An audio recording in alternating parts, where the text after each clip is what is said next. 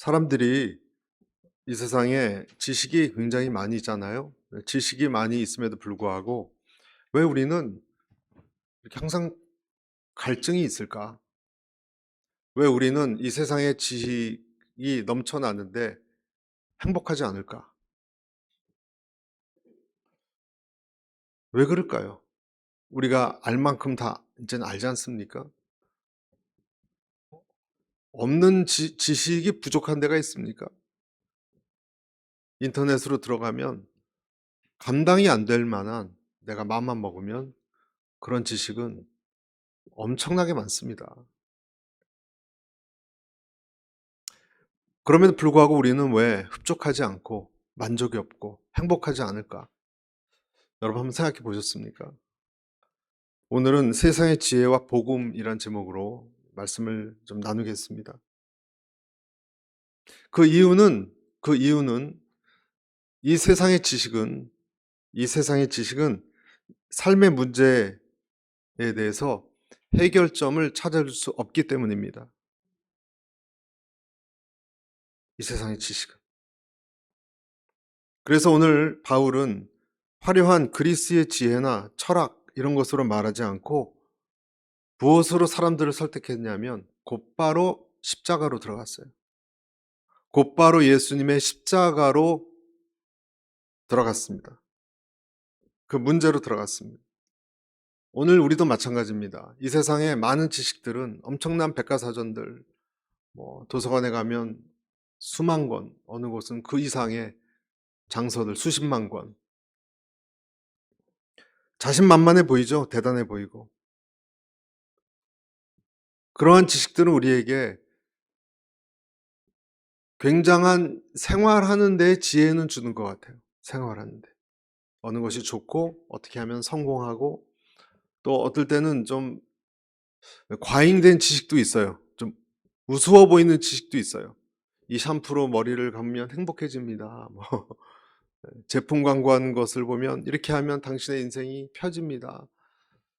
그렇게 우리에게 좀 어리석게 보이는 그런 주장을 펼치는 사람들도 있지만 이 세상에 그러한 물질적인 정보를 자꾸자꾸 듣다 보면 물들게 됩니다. 나도 모르게.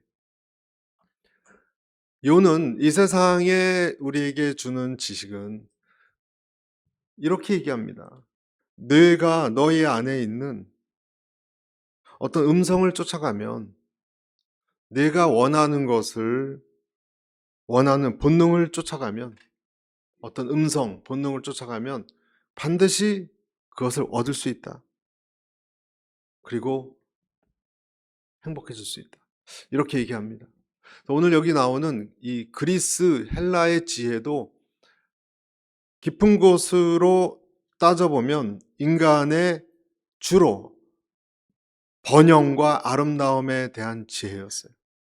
오늘 여기서 나오는 세상의 지혜라고 불리웠던 것이 인간의 아름다움과 그리고 인간의 잘 사는 것에 대한 지식이 주였습니다.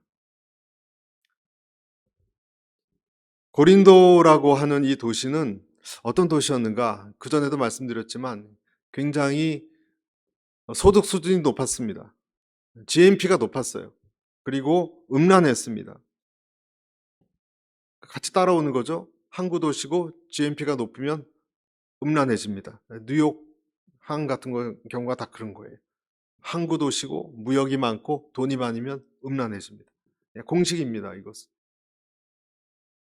고린도의 아크로폴리스 또는 아레오바고 이렇게도 말하지만 아크로폴리스 언덕에는 아프로디테라고 하는 이 사랑의 여신 이름이 아프로디테라는 것이 있었어요. 또 다른 이름으로는 비너스. 얘기 들어보셨죠? 같은 거예요. 비너스의 신전이 있었는데 거긴 1,000명 정도 되는 여자 사제들, 프리스트들이 있었습니다. 그 신전을 섬기는. 이 여자들은 거룩한 매춘부들이었습니다. 그러니까 그 예배를 드리고 나서 밤이 되면 아크로폴리스 언덕을 내려와서 고린도 거리에서 몸을 팔았습니다. 어떻게 그런 일이 있을 수 있을까 생각하지만 실제로 그랬습니다.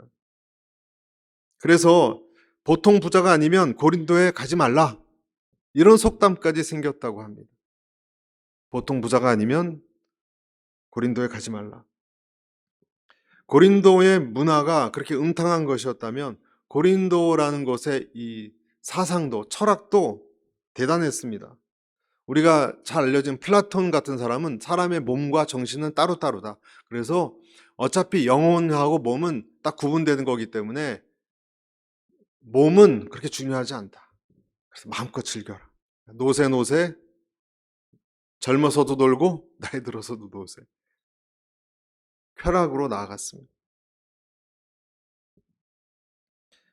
그러니까 이 그리스에 있는 사람들은, 특히 공부했다라고 하는 지식인들은 기독교를 볼 때 미신적이고 아주 열등한 종교라고 취급했습니다. 그 사람들 눈에는 기독교는 말도 안 되는 주장을 하는 사람들이에요. 단지 하나님의 사랑이 너무 커서 우리를 사랑하시고 그리고 희생하시고 용서하신다는 것은 신이 인간을 용서하고 구하기 위해 스스로 자기를 죽음으로 몰아넣는다. 이것을 그들은 정말 대단하다고 생각했습니다. 도저히 이해가 되지도 않고, 그러나 대단하다. 그거는 인정해 주겠다. 그렇게 생각했습니다. 부활이라는 것도 이해할 수 없었습니다. 그러니 여러분, 이 그리스, 로마 이런 생각에 빠진 사람들과 기독교에서 예수님의 사랑과 희생을 아는 사람들과 얼마나 차이가 있겠습니까? 생각 자체가. 우리가 알듯이 그리스, 로마 신화는요, 그 안에 주로 어떤 것이 있냐면, 그 안에는, 여러분, 그리스 신화에는 어떤 이렇게 살아라 하는 훈계가 전혀 없어요. 교훈이 없어요, 여러분. 속죄도 없어요. 죄가 있기 때문에 속죄를 해야 된다. 예배도 없어요. 그것이 그리스 신화의 특징이에요. 그 안에는, 그 안에는 신들 사이의 질투와 살육과 전쟁과 사랑과 탐욕과 그런 것들만 이글이글 거립니다. 그러니까 그런 것을 믿는 사람들하고 예수님을 따르는 사람들하고 얼마나 차이가 있겠습니까? 살아가는 사고방식이. 이런 상황에서 바울이 복음을 어떻게 전했습니까? 이 쾌락과 성공하는 데에만 가득한 곳에서, 음란이 가득한 곳에서, 어떤 사람이 최근에 서울을 다녀왔는데 그냥 돈 버는 데만 눈이 빨개져 있는 것 같더래요, 사람들이. 물론 먹고 살아야 되니까, 힘드니까, 자식 교육시키느라 교육비, 사교육비가 얼마나 비쌉니까? 다 이해는 하지만 초조하고 성급하고 그냥 어떻게 하면 이익을 낼까? 그런 데만 정신이 다 그쪽에 팔려 있는 것 같다는 느낌을 받았다. 쾌락과 성공과 자식 잘 되는 것과 좋은 사람과 결혼시키는 것과, 그것도 돈이 있고 가정이 괜찮은 가정하고 잘 풀리게 하는 사람과 그런 가정에 결혼시키고 꼬린시키고 좋은 직장에서 그 직장에 들어가면 또 높이 올라가고 하는데 온통 모든 것을 목숨을 걸다시피 하는 부모들, 학부모들이 강남이건 강북이건 득실득실합니다. 온전히 거기다 정신이 팔려 있어요. 이런 도시 같은 데에서 여러분, 바울이 어떻게 하나님의 말씀을 전했겠습니까?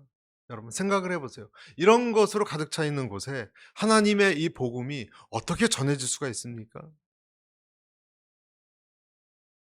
그리스도의 십자가가, 예수님의 십자가가 이렇게 지혜 있다고 생각하는 사람들에게 심판이라는 사실, 심판이다.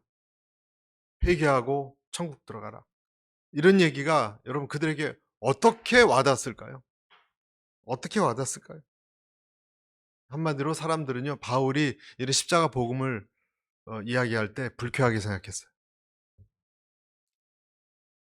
예수님을 싫어해서 예수님을 정면으로 반대하고 십자가에 못 박았지 않습니까? 힘 있는 사람들은 자기의 삶에 그것을 정면으로 잘못했다라고 부정하고요. 반대하는 바울과 기독교를 좋아하지 않았습니다. 여러분 지금도 제가 만약에 서울에서 있었던 이야기인데 어떤 높은 분의 집에 가서 안 믿는 남편한테 당신 죄인입니다 하면 그 얼굴 표정 바뀝니다. 바뀝니다, 여러분. 당신이 아무리 목사라도 그렇게 얘기할 수 있어. 이런 표정을 짓습니다.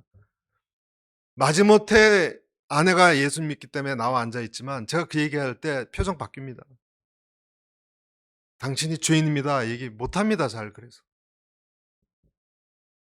이때 당시에 이렇게 자기의 이거로 가득 차 있는 사회의 분위기에 바울이 들어가서 예수님의 복음과 십자가를 곧바로 전한다? 용기를 내야 됩니다.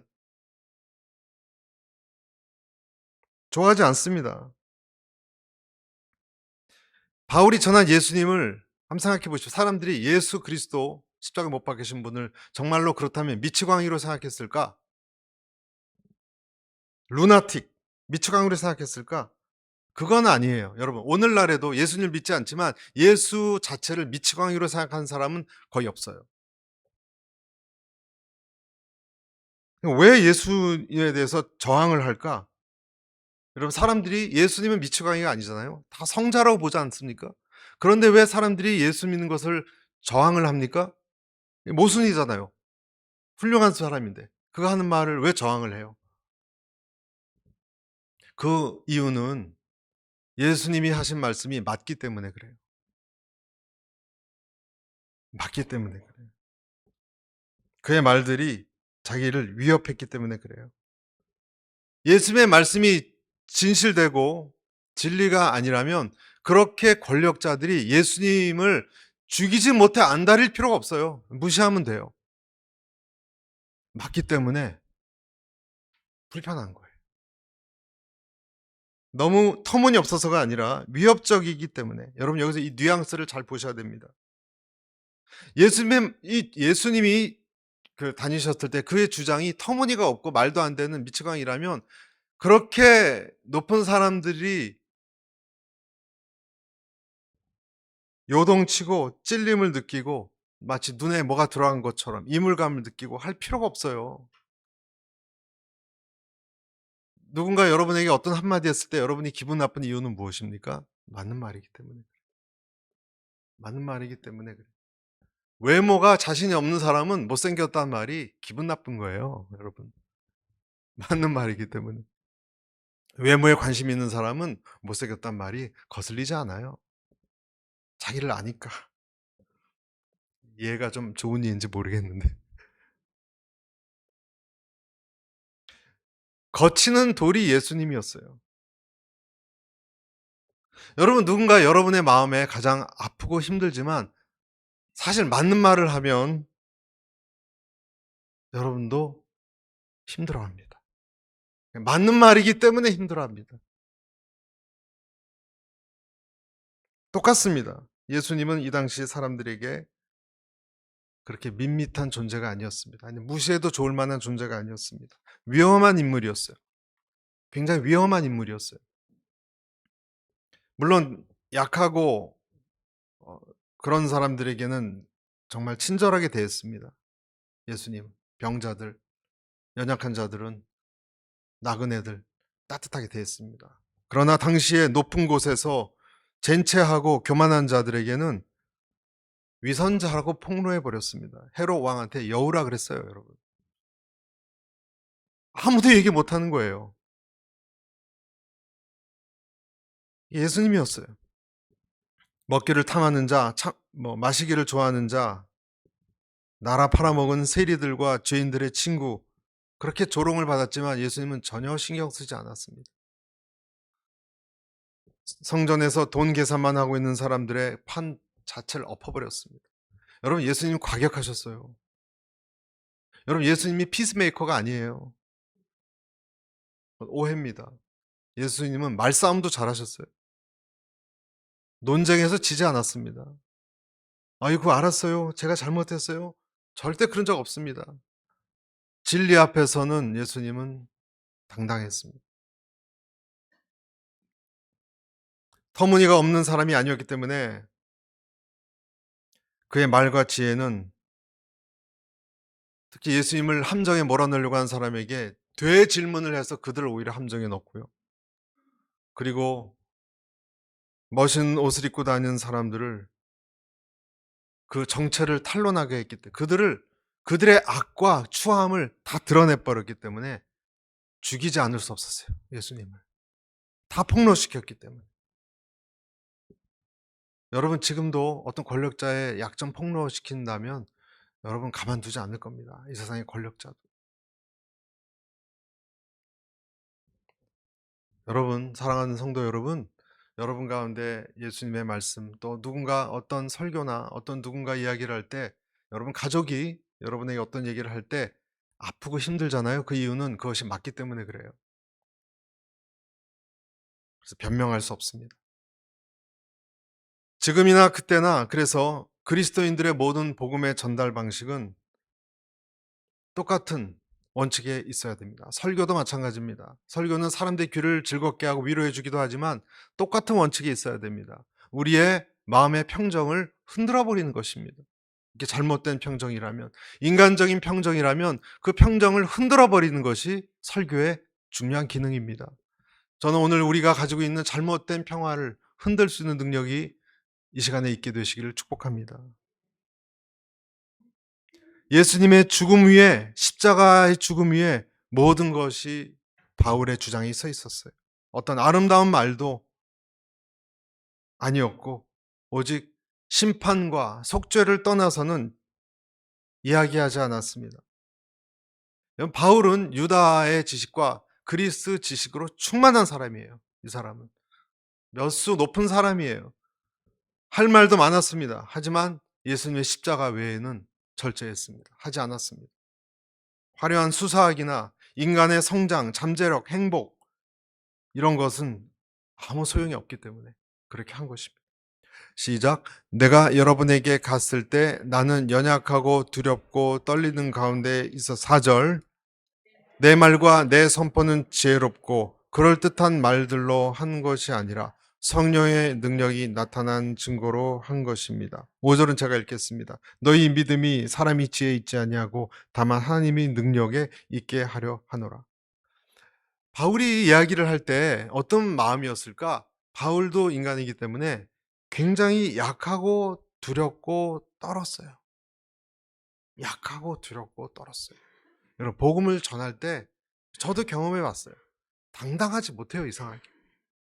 힘들어요. 약하고 두렵고 떨면서 얘기했습니다. 여러분 우리는 교회에서 하나님의 말씀에 대해서 이야기하는 것은 거리낌이 없잖아요. 여러분 순예배 때도 거리낌이 없는데 이상하게 안 믿는 사람 앞에서 예수님 말씀 전할 때는 왜 그렇게 목사인 저까지 두렵고 떨리는지 모르겠어요. 그냥 그 느낌이 저도 싫어서 막 담대하려고 하는 표정을 짓지만 속으로는 떨고 있어요. 속으로는. 그렇게 우리가 약하다는 거예요. 이 세상이 기독교에 대해서 하나님의 말씀에 대해서 적대감이 있기 때문에 그런 거죠. 좋아하지 않기 때문에 그런 거죠. 여러분 아무리 친한 친구라도 여러분이 예수님 이야기할 때 표정 싹 바뀌지 않습니까? 안 해보셨나요?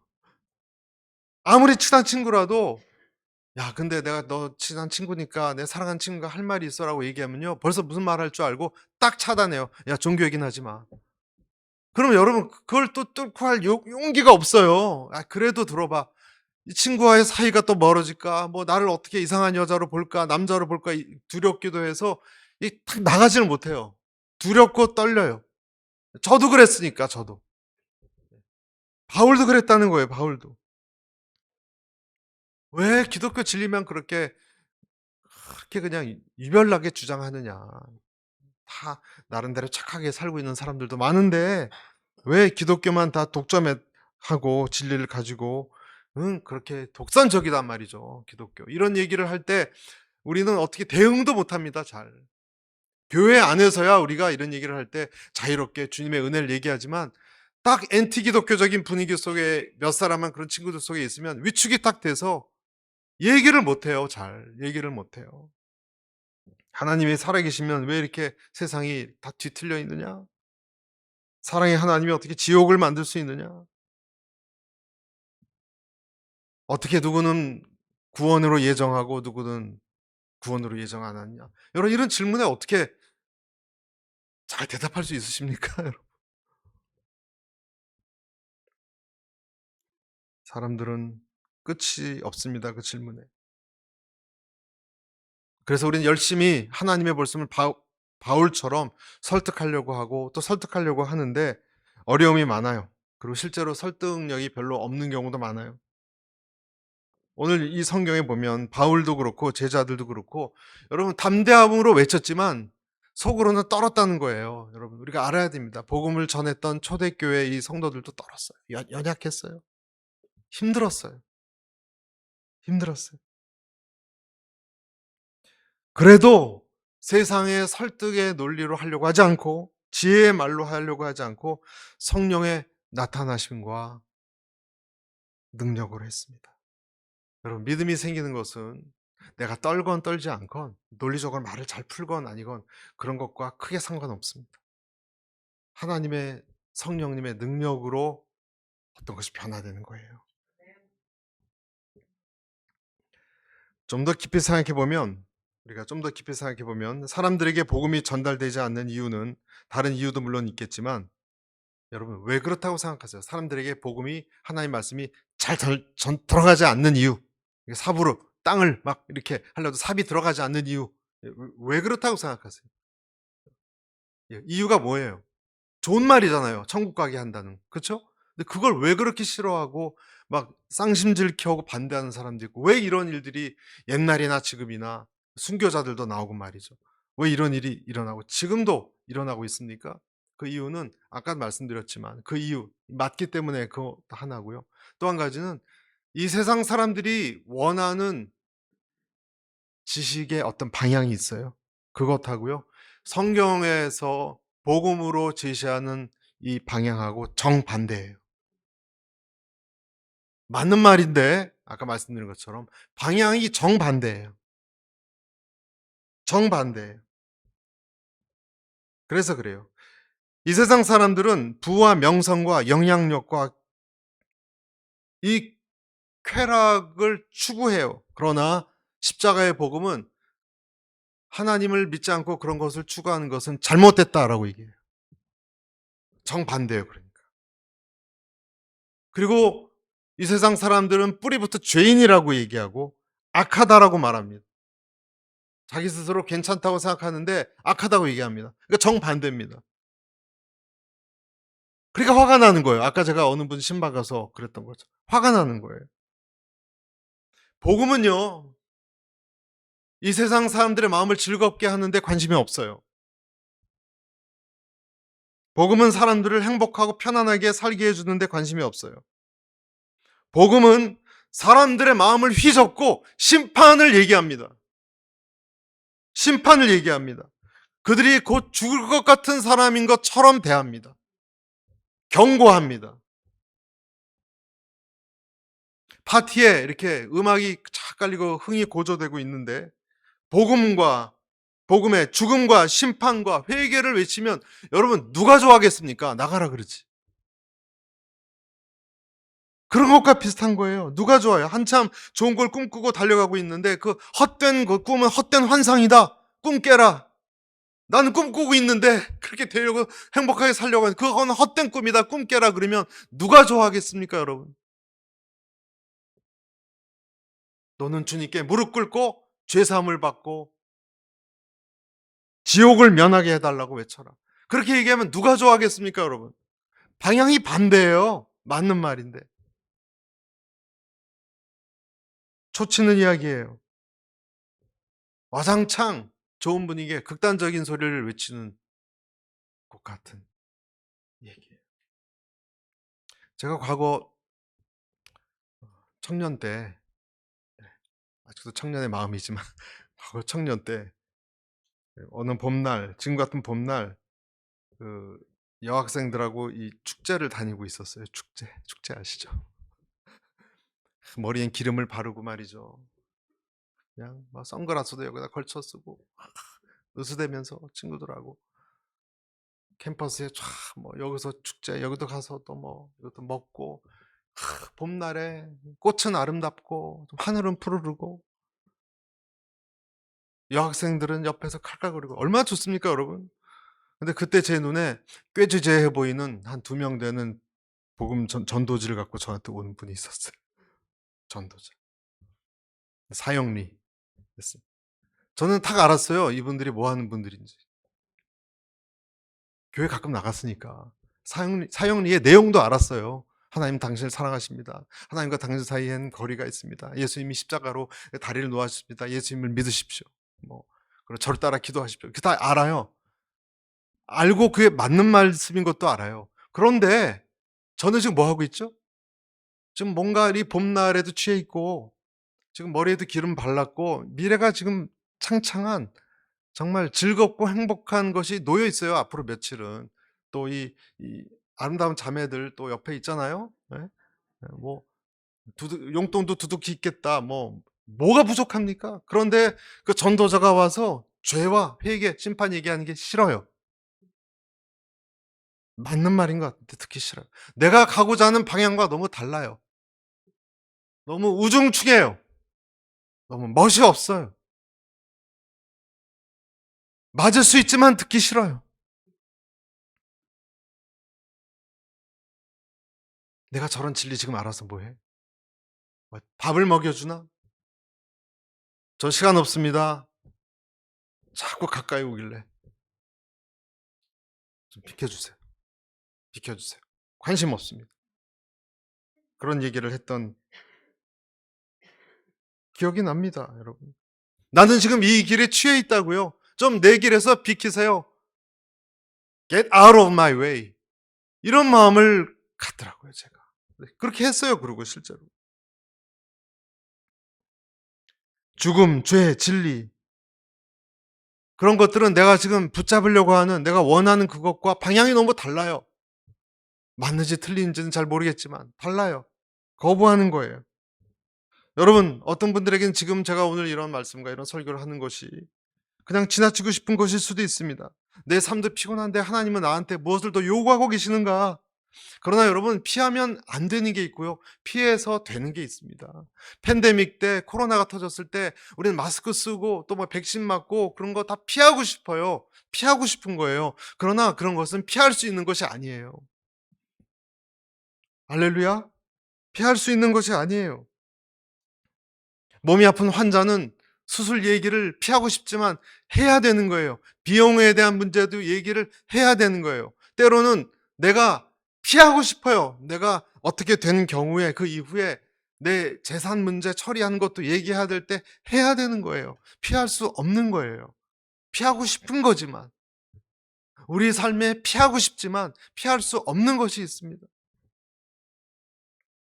그것이 복음이에요.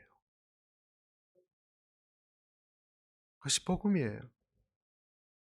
그래서 복음 전도자들은 그렇게 인기가 없는 거예요.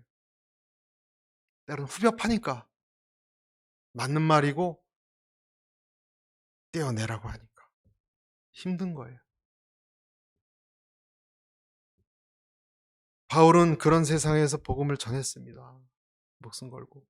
데살로니가로 갔다가 빌립보로 갔다가 베레아를 도망치듯 떠나다가 아테네로 왔습니다. 여기서 아레오바고에서 복음을 전하고 또 시장에서도 다니면서 복음을 전했습니다. 당연히 이 복음을 들었지만 사람들은 들었지만 잘 듣지 않았습니다. 전했지만 잘 듣지 않았어요. 그리고 이제 여기 고린도까지 왔습니다.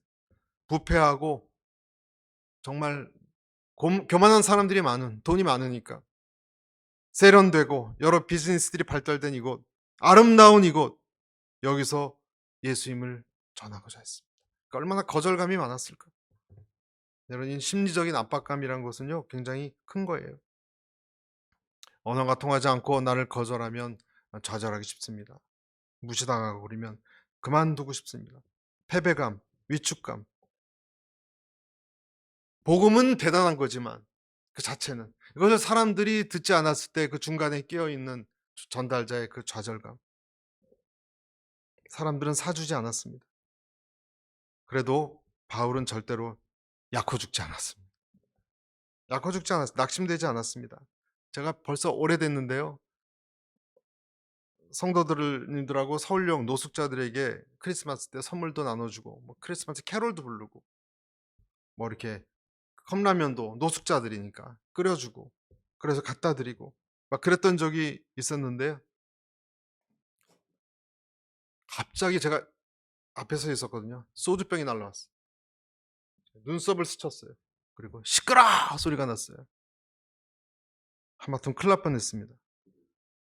아니 저희는 가서 그 연습해서 캐롤 불러 드리고 그리고 우리 돈 걷어 가지고 선물도 포장해서 거기다 또 컵라면까지 따뜻하게 브루스타까지 가져갔어요 거기서.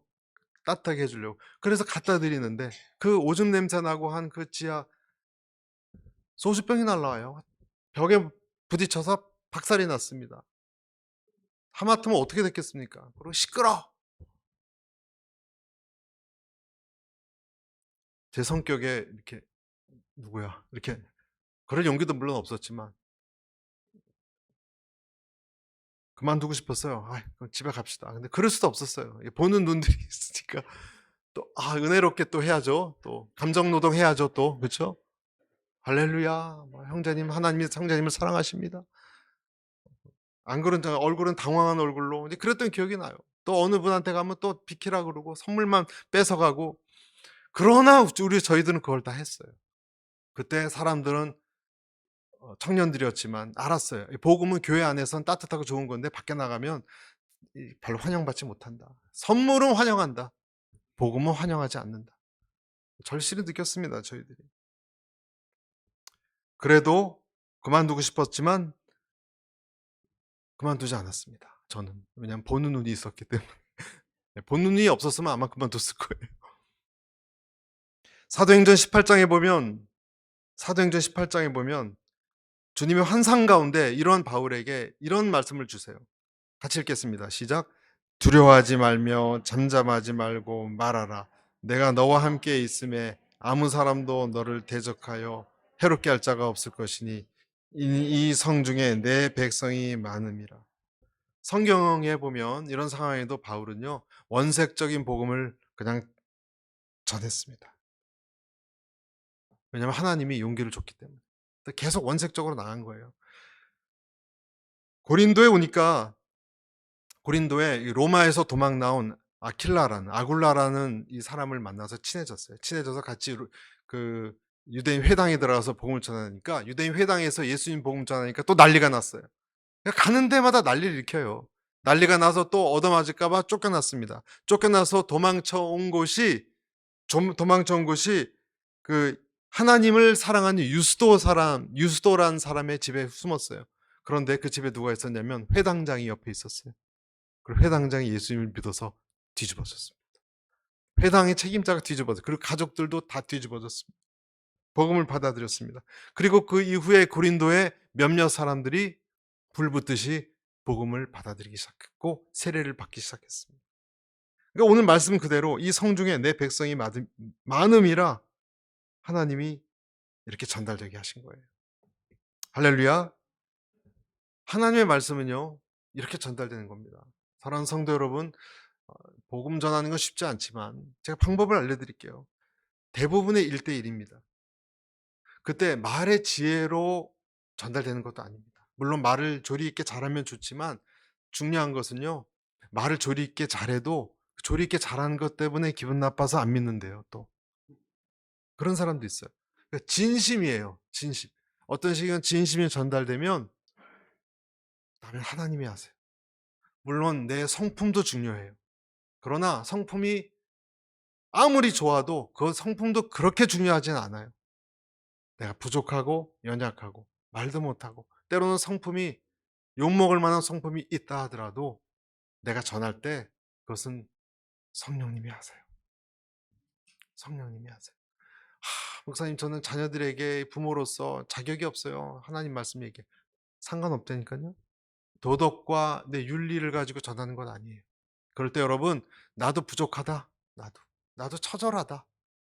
내 인생도 창피하다. 그러나 복음은 그렇지 않다. 예수님은 그렇지 않다. 그렇게 전할 수 있으면 되는 겁니다. 여러분 친구가 여러분의 비밀을 다 알고 너나 똑바로 해라고 하는 친구가 있어도 마찬가지예요. 나는 형편없다. 네가 보듯이. 그러나 예수님은 그렇지 않다. 예수님의 말씀은 진리다. 그렇게 전할 수 있는 것입니다. 그렇다고 물론 지하철에서 예수 천당 불신족 막 소리치고 괴성을 지르는 것 같이 할 필요는 없습니다. 성경에 보면 바울은 고린도 후서 4장 2절에 이렇게 얘기했습니다. 간교하게 행하지 않았고 하나님의 말씀을 혼탁하게 하지 않았습니다.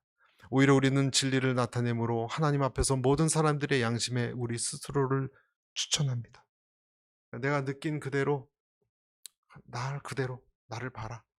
부족한 사람도 진리를 따라가려고 하지 않느냐 추천했다는 거예요. 6절 보시겠습니다. 6절. 그러나 우리는 성숙한 사람들 가운데서 지혜를 말합니다. 그런데 이것은 이 세대의 지혜도 없어져 버릴 이 세상에서 다스리는 사람들의 지혜도 아닙니다. 7절.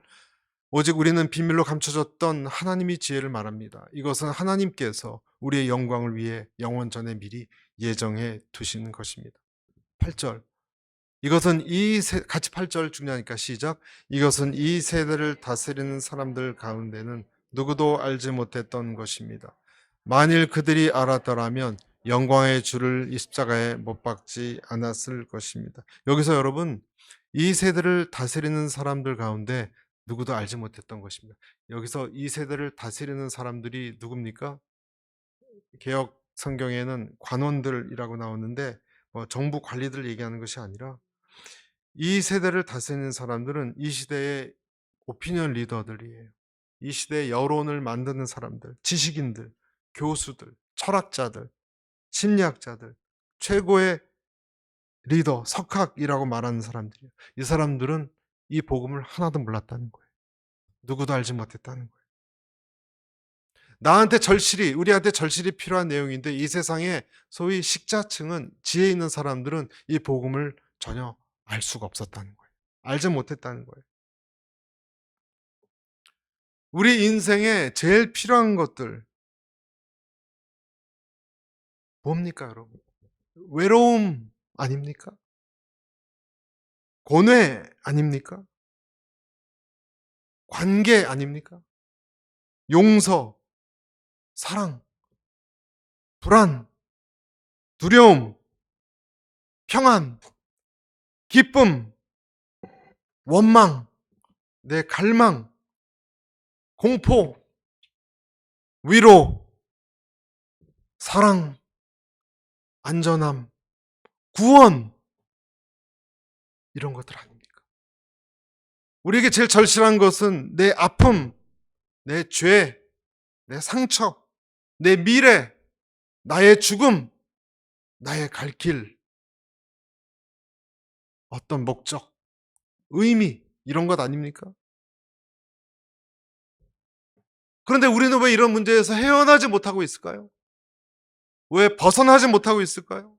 내가 왜 이렇게 열심히 살아가야 되는가? 나는 왜 그 문제에 아직도 묶여 있는가? 나는 왜 용서하지 못하고 있는가? 답이 없어요. 내가 엄마한테 물어보고 아빠한테 물어보고 친구한테 물어보고 다 물어봐도 이런 것을 답할 수 있는 사람은 아무도 없어요. 성령의 도우심이 없이는 알지 못합니다. 여러분, 이 눈이 열려야 돼요. 저는 여러분과 저에게 이 눈이 열리시기를 축복합니다. 그래서 여러분 성경을 공부한다거나 큐티를 묵상한다거나 지금 이제 룻기 끝났죠, 어제? 여러분 통독 아무것도 아닌 것 같지만 여러분 어느 사이에 하나님이 여러분의 마음을 바꿀 수 있을지 몰라요. 네. 끝까지 달려가시길 바랍니다. 이런 성경을 어떻게든 힘들어요, 여러분. 성경 읽는 거 힘들어요. 달콤하지 않아요. 가끔씩 달콤한 게 있지만 힘들어요. 노동이에요. 그냥 유튜브 보고 싶어요, 더. 그렇죠? 성경을 또 보려는 그게 싸워요. 하지만 그것을 이겨내야 돼요. 그러면서 하나님은 여러분에게 밭을 가는 거예요. 그때 주고자 하는 것을 주시는 거예요. 사람이 얘기하면 화가 나지만 하나님이 가르쳐 주신 것이 있으면 우리는 회개합니다.